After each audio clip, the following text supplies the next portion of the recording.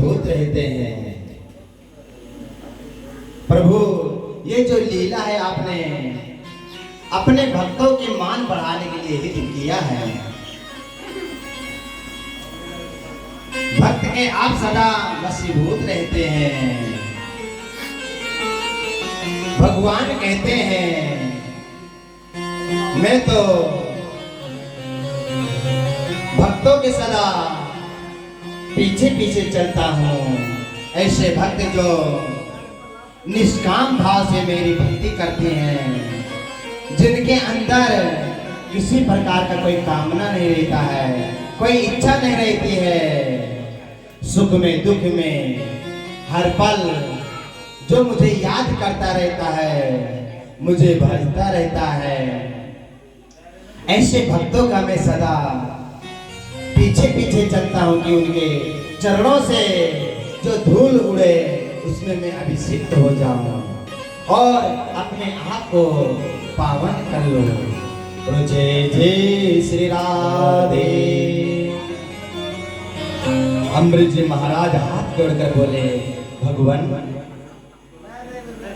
चलकर प्रसाद पा लीजिए ताकि हम भी आपका पाया हुआ प्रसाद पावे। दुर्वासा जी बोले, तो आपने क्या अभी तक प्रसाद पाया ही नहीं?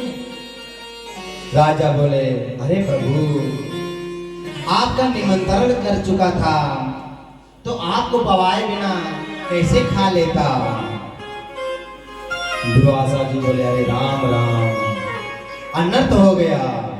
हम तो सोचे थे कि तुम प्रसाद पाकर बैठे हो। 1 वर्ष का समय बीत चुका था। महाराज अम्बरीश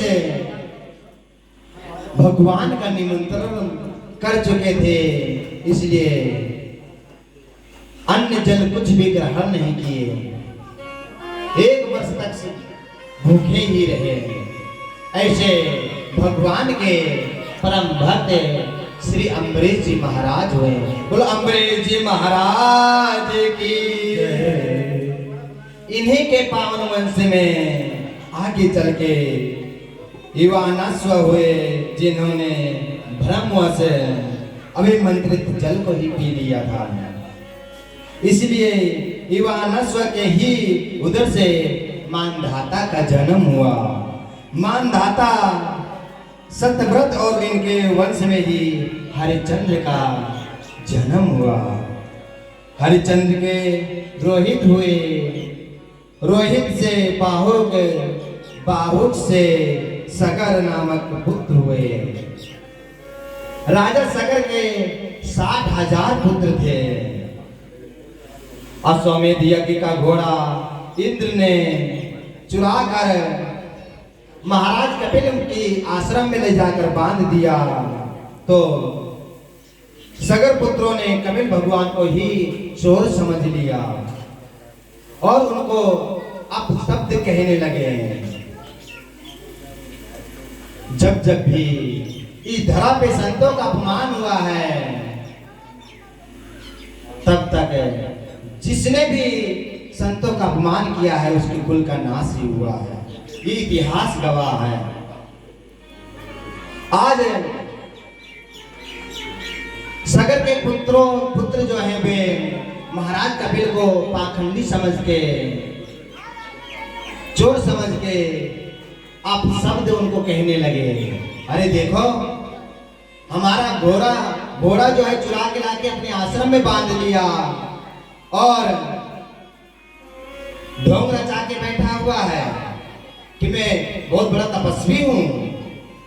लोग यही संत महात्माओं को समझ लेते हैं, उनका उपहास करने लग जाते हैं कि देखो कैसा ढोंग कर रहा है, और वे असली संत नहीं समझ पाते हैं और इसी के कारण उनको अनेक परेशानियां झेलना पड़ता है। सगर के पुत्रों ने महाराज कपिल को पाखंडी समझ के उनका उपहास उड़ाने लगे। महाराज कपिल तो अपने आश्रम में आसन जमाए पद्मासन में बैठे हैं, ब्रह्म ध्यान में निमग्न हैं और ये सगर पुत्र उनको गालियां सुना रहे हैं। कोई उनके कान में लुकड़ी डाल रहा है, तो कोई उनके दाढ़ी उखाड़ रहा है, कोई उनके नाक में उंगली डाल रहा है, तो कोई उनकी बाल फड़ के खींच रहा है। अनेक प्रकार के उनके साथ उपहास कर रहे हैं। एक ने महाराज के ब्रह्मरंध्र में जाके एक मुक्का मारा और कपिल महाराज की समाधि खुल गई। समाधि खुलते ही उनके आंखों से अंगार बरसने लगे और तुरंत ही देखते देखते 60,000 सगर पुत्र जल के भस्म हो गए हैं। महाराज सगर को पता चला, तबे कभी भगवान के पास आए, क्षमा प्रार्थना मांगे। कभी भगवान बोले, यदि तुम गंगा जल ले आओगे तो ये मुक्त हो जाएंगे। महाराज सगर अपने पुत्र असमंजस को राज्य का भार सौंपकर तपस्या करने चले गए, पर गंगा जी को नहीं ला पाए। उनके बाद असमंजस गंगा जी के लिए तपस्या करने गया, वे भी नहीं लाया। उनके पुत्र अंशुमान के पुत्र दिलीप और दिलीप के पुत्र भगीरथ, इन सब ने घोर तपस्या की। तब जाके भगीरथ जी के द्वारा मां गंगा प्रसन्न हुई और धरती पे आने के लिए तैयार हुई। भगवान शंकर ने जटाओं के बीच गंगा जी को स्थान दिया। आगे आगे भगीरथ पीछे पीछे भागीरथी चल पड़ी। रास्ते में जन्नू नाम के राज ऋषि का आश्रम पड़ा, तो गंगा मैया उनके आश्रम को ही भगा के लेके चली गई, बहा ले गई अपने बेग से। बोलो गंगा मैया की जय।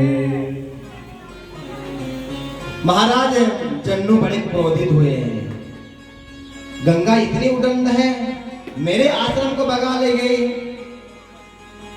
अभी मैं इसका मजा चखाता हूं। तुरंत में क्रोधित होकर अंजलि में गंगा जी को भर के पान कर गए, पूरे गंगा जी को पी गए। महाराज भगीरथ पीछे मुड़ के देखे तो गंगा जी का कोई पता नहीं। अरे गंगा जी कहाँ चली गई? भागे भागे जन्नू ऋषि जी के पास आए। महाराज आपने गंगा जी को देखा? जन्नू ऋषि बोले, मैं तो उनका पान कर गया, वे मेरे आश्रम को भगा के लेके जा रही थी, बहा के ले जा रहे थे। तो महाराज भगीरथ जन्नू बाबा को मनाने लगे, प्रार्थना की, स्तवन किया। महाराज प्रसन्न हुए, बोले यदि मैं गंगा जी को अपने मुख से निकालूंगा तो ये झूठी हो जाएगी। तो प्रसंग अनुसार कुछ लोग कहते हैं कि जन्नू बाबा गंगा जी को अपने कान से निकाला, और कुछ लोग कहते हैं अपने जंघा जी को प्रकट किया। इसीलिए जन्नू पुत्री होने के नाते गंगा जी का एक नाम जाह्नवी पड़ गया। बोलो जाह्नवी गंगा मैया की जय। अब फिर से भगीरथ आगे आगे पीछे पीछे भागीरथी गंगा मैया चल दी। वहां से ऋषिकेश, हरिद्वार आदि प्रदेशों को पार करते हुए प्रयागराज, काशी होते हुए गंगा मैया जाके वहां पहुंची जहां सगर के 60,000 पुत्रों का अस्थियां पड़ी हुई थी। जहां गंगा जी का स्पर्श हुआ कि सारे सगर पुत्र पावन हो गए और दिव्य रूप धारण करके, चतुर्भुज रूप धारण करके भगवान के वैकुंठ धाम को प्रस्थान कर गए।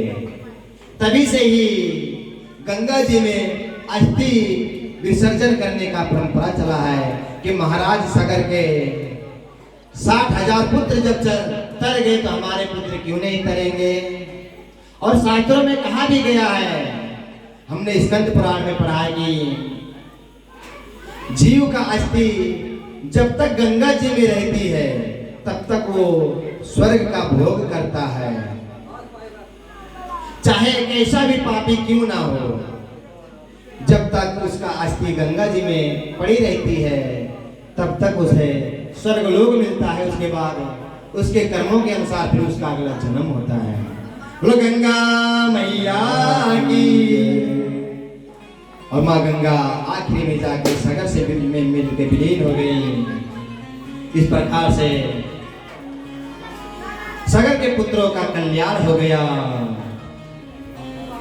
यज्जल स्पर्श मात्रेण ब्रह्मदंड होता भी